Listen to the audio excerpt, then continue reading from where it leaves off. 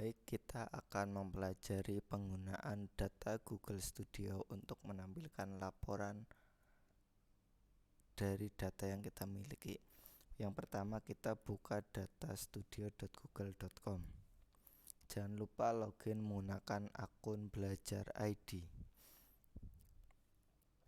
Nah, di sini kita untuk membuat sebuah laporan baru, kita bisa memilih dengan menggunakan laporan kosong ataupun bisa menggunakan template yang sudah disediakan oleh Google.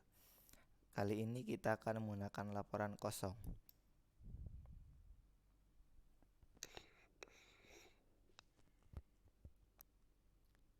Nah, sebelum kita memulai, kita akan menghubungkan ke sumber data yang kita miliki.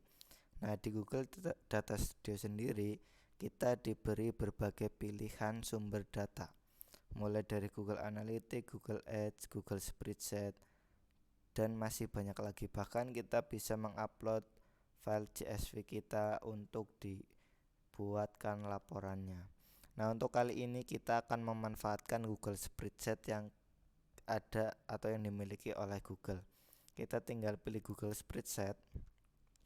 Kemudian di sini akan muncul daftar data spreadsheet yang sudah ada di Google Drive kita.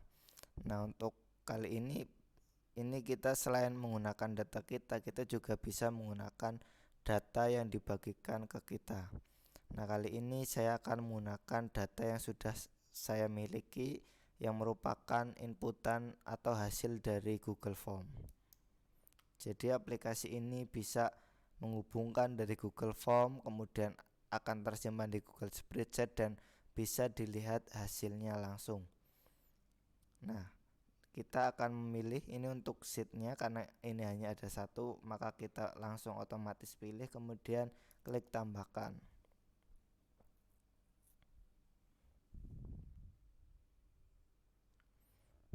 Nah, ini kita akan tambahkan ke laporan. Nah, di sini kita bisa memilih tampilan apa saja sih yang akan kita tampilkan. Untuk pertama yang akan otomatis muncul adalah tampilan tabel. Nah, untuk tampilan tabel ini bisa kita gunakan untuk rekap data. Jadi dengan memanfaatkan ini, apabila kita menggunakan inputan Google Form, kita bisa mengetahui atau kita bisa membagikan kepada orang lain supaya mereka bisa mengecek apakah mereka telah berhasil memasukkan data mereka ke Google Form atau belum. Nah, ini kita bisa memilih apa saja sih yang akan ditampilkan. Nah, ini di sini angkatannya. Nah, untuk menambahkan kolomnya kita tinggal tambahkan dimensi. Nah, mungkin di sini kita tambahkan nama sekolahan. Nanti otomatis datanya akan bertambah. Kemudian habis itu kita tambahkan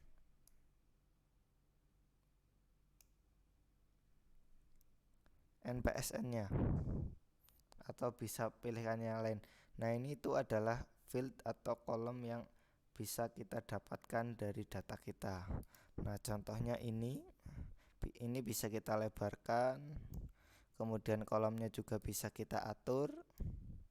Nah, selain menggunakan tabel, kita juga bisa menambahkan kontrol lainnya. Nah, ini contohnya kita bisa menggunakan menu drop down atau yang lainnya. Ini kita bisa memilih salah satunya, kita menggunakan drop down. Nah, di sini kita bisa menentukan apakah yang akan kita gunakan. Nah, ini contohnya kita menggunakan kolom PSP angkatan. Nah, ini akan berjalan atau akan berfungsi dan tabel yang ada di bawahnya akan mengikuti. Contohnya kita pilih angkatan 1 atau angkatan 2 saja, ini ada 9, maka nanti datanya hanya muncul 9. Nah, seperti ini. Ada 6. Nah, ini jangan lupa di sininya adalah record count. Di sini juga kemudian untuk menambahkan judul dari laporan ini kita bisa menambahkan teks.